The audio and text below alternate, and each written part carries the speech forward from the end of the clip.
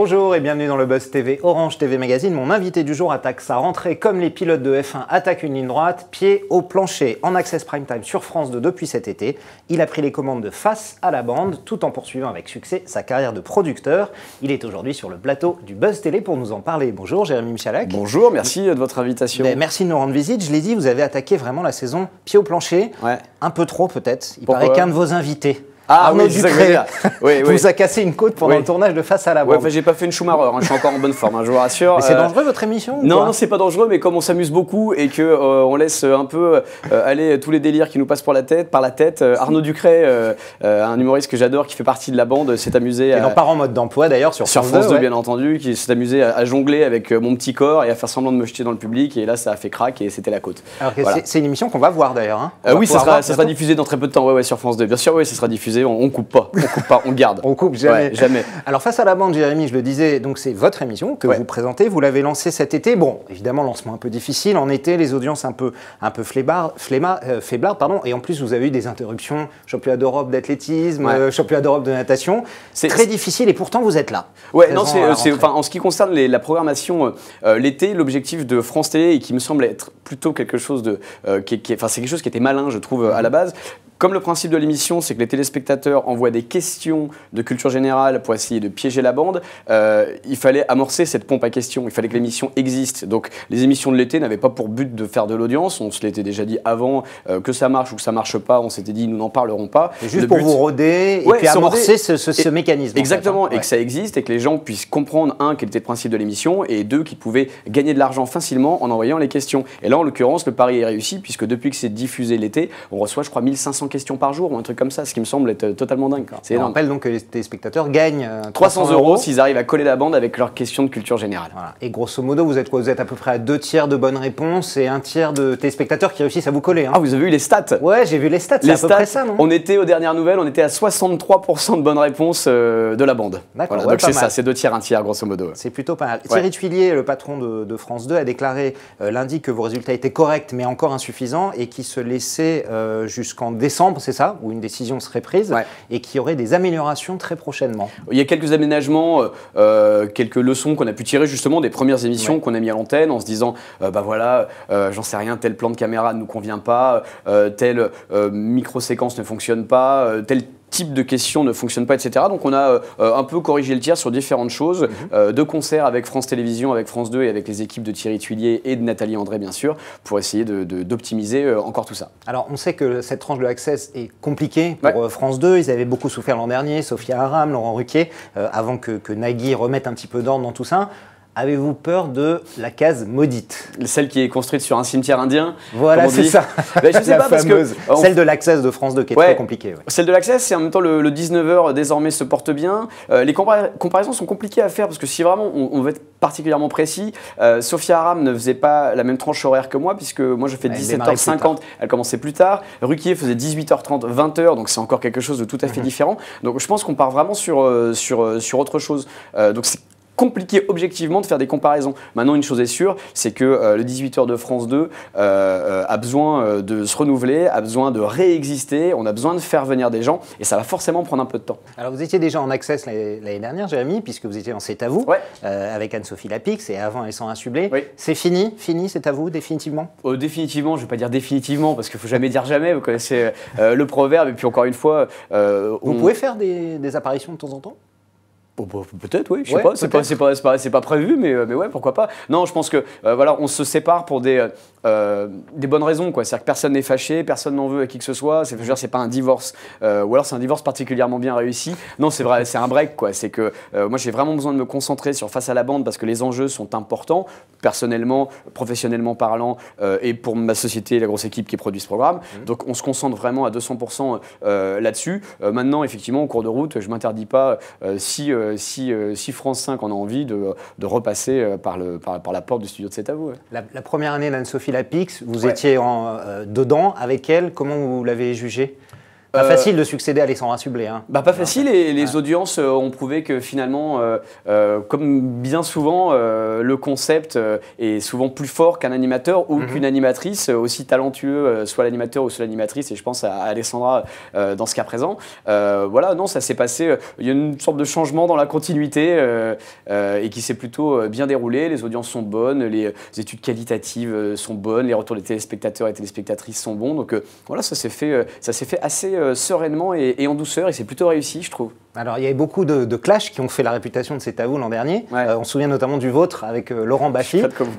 Un clash, mais si, qui est en train de se régler d'ailleurs au tribunal. Est-ce que vous n'avez toujours pas digéré qu'il vous attaque comme ça sur le plateau, Laurent Baffy? Non, c'est passé ou c'est en train de se régler? Non, mais j'ai toujours pas compris. Donc, et voilà, et à partir de. Enfin, on va pas en parler pendant 5 heures. Vraiment, ça fait partie des choses que j'essaie d'effacer parce que j'ai très mal vécu ce moment. Et j'essaye de. Non, je suis pas en thérapie, je vous rassure, mais j'essaie de passer à autre chose. C'était d'une rare violence malgré tout. Et voilà, et je considère avoir été injurié et diffamé parce qu'on me reproche des choses que je n'ai pas faites, donc ça s'appelle de la diffamation, qui plus est publiquement et médiatiquement parlant. Donc voilà, j'ai décidé de régler ça, non pas dans les médias, ni face à face avec lui, parce que même si j'ai tenté de le faire sur le plateau, la conversation n'était pas possible, vous l'avez bien vu. Donc du coup, j'ai décidé de régler ça dans un tribunal. C'est le principe de la France, c'est un pays de droit, on fait ça comme ça. Très bien. Ça me semble être la meilleure méthode. Alors, je ne vais pas vous traumatiser plus. On parle de votre boîte de production, puisque vous êtes également producteur, qui s'appelle La Grosse Équipe. Vous produisez notamment Les Anges de la télé-réalité sur Énergie 12. Un petit bilan rapide de cette saison 6, encore un gros succès d'audience. Ouais, ça a grimpé encore. Je ne sais pas où ça va s'arrêter, peut-être jamais, c'est creusons les doigts. Non, bilan très très bon parce que ça a pris en puissance sur les parts de marché des 80 et plus. Ça a encore pris en puissance sur les ménagères, ce qui, contrairement à la plupart des programmes de ce type qu'on peut voir sur des chaînes concurrentes ou même sur Énergie 12, celui-ci a vraiment cette spécificité d'être hyper performant sur les ménagères, donc la cible publicitaire phare. Et on se retrouve chaque soir entre TF1 et M6. C'est-à-dire que ça met Énergie 12, deuxième chaîne française sur les ménagères, quasiment un soir sur deux. Donc c'est un vrai succès à ce niveau-là, quoi. Oui, une émission effectivement très puissante dans laquelle l'an dernier Nabila s'était révélée. Vous êtes aussi le producteur de Nabila, Dallo Nabila. Voilà, j'adore. Et Nabila est une très fidèle de notre plateau. Nabila, le Prime s'était planté l'an dernier en lancement et vous avez connu un beau succès, il faut le dire, cet été en Access Prime Time avec son émission. Est-ce que vous expliquez la différence par la façon dont vous avez retravaillé ou simplement l'horaire? Les deux. Qui étaient les deux. Ouais, les deux. Le prime time. Nabila n'a pas changé entre les deux. Non, mais surtout les épisodes qui sont passés cet été. Et merci de le souligner parce que c'est vrai que bien souvent les gens sont là pour dire quand ça ne va pas et quand ça va mieux, on a tendance à le mettre de côté, surtout quand ça concerne Nabila et ce type de programme. Donc merci de le faire. On a les épisodes qui ont été diffusés cet été avaient déjà été tournés avant Noël et en tout début d'année, si je dis pas de bêtises. Nous, on a corrigé un petit peu certaines choses. On a rectifié le tir, notamment sur la manière sur la narration de l'histoire, sur la manière de raconter le programme. On a changé des choses, il y a différents intervenants alors qu'au départ elle était toute seule à raconter ce qui se passait et c'est ça qui ne fonctionnait pas. Donc je pense que nous on a réussi à trouver comment fabriquer la bonne émission en cours de route, ça arrive parfois.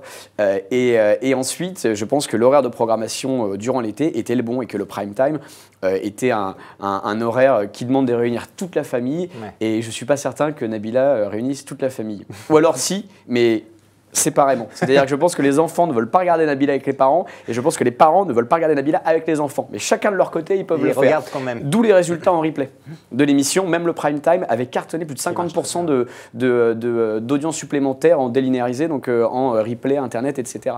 Donc comme quoi, effectivement, les gens regardaient. Mais pas à 20h50 sur Énergie 12. Juste un petit mot, Jérémy. Nabila était là en juin sur ce plateau. Il nous a affirmé, les yeux dans les yeux, à la façon Jérôme Cahuzac, que c'était sa dernière télé-réalité. Je sais que vous aimeriez bien éventuellement continuer. Comment vous allez la convaincre de repartir pour un tour? On en discute. Je pense que Nabila... C'est en discussion là? Ouais, c'est en discussion avec la chaîne. Elle est plutôt partante pour le faire. Après, il faut trouver encore exactement ce qu'on va y faire parce que... Vous dites que Nabila nous aurait menti sur ce plateau sciemment. Écoutez, si Jérôme Cahuzac a menti, je pense qu'on peut pardonner à Nabila. Vous voyez, pour des faits un peu moins importants, je pense qu'on peut pardonner à Nabila.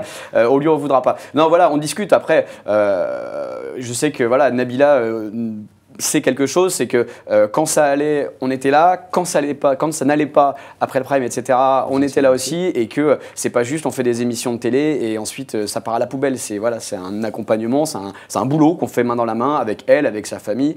Donc voilà, je pense qu'elle se souvient aussi de ça. Aujourd'hui, je sais que comme tout va mieux, vu que les audiences ont été bonnes, il y a beaucoup de gens qui sont autour d'elle pour lui proposer des choses. Voilà, c'est les mêmes qui en disaient beaucoup de mal quand ça allait moins bien. Voilà. Et donc je pense qu'elle fait la part des choses. Une nouvelle saison d'Ayo Nabila, c'est en discussion. Ouais, ça se discute. Ouais, vraiment, ça se discute très vite et voilà. D'accord. Une dernière question, Jérémy. Notamment en radio, pendant 9 saisons, vous avez fait partie de la bande de Laurent Ruquier. 10 saisons. 10, ouais, 10. Ça, ouais, entre 2005 et 2014. C'est ça. Pourquoi vous ne l'avez pas suivi sur RTL? Il ne vous l'a pas proposé? Si, il me l'a proposé et on s'en parle toujours. Il se trouve que Face à la bande est à 17h50 sur France 2 et que Les Grosses Têtes terminent à 18h.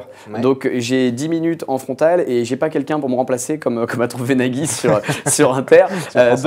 Puis surtout, je vais pas faire venir quelqu'un pour 10 minutes sur la fin pour remplacer un chroniqueur de l'émission, enfin, ça devient n'importe quoi. Donc voilà, pour l'instant c'est un peu incompatible. Maintenant rien n'est, ce que je veux dire, c'est maintenant on fait des transferts en cours de saison, donc voilà. Puis je continue à discuter aussi avec Europe, parce qu'Alessandra Sublet m'a proposé de faire l'émission avec elle aussi le dimanche sur Europe 1. Donc voilà, on discute. J'ai beaucoup discuté avec Virgin Radio aussi, avec qui on avait des projets plutôt intéressants et qui sont pas encore tombés à l'eau. Donc voilà. Pour l'instant, la radio. Entre parenthèses, c'est ça ? Entre parenthèses. Pourtant, c'est ce que je préfère faire dans ma vie, la radio. Mais je pense que là, vraiment, la priorité, c'est vraiment de se mettre sur Face à la bande pour optimiser nos chances de faire un succès avec cette émission qui démarre. On vous le souhaite, Jérémy. Merci, en tout cas, merci d'être venu sur notre plateau. Et je rappelle qu'on vous retrouve du lundi au vendredi. C'est à 17h55 sur France 2 avec Face à la bande. Merci d'être venu. Le Buzz TV revient demain avec un nouvel invité. Non, je reviens demain aussi.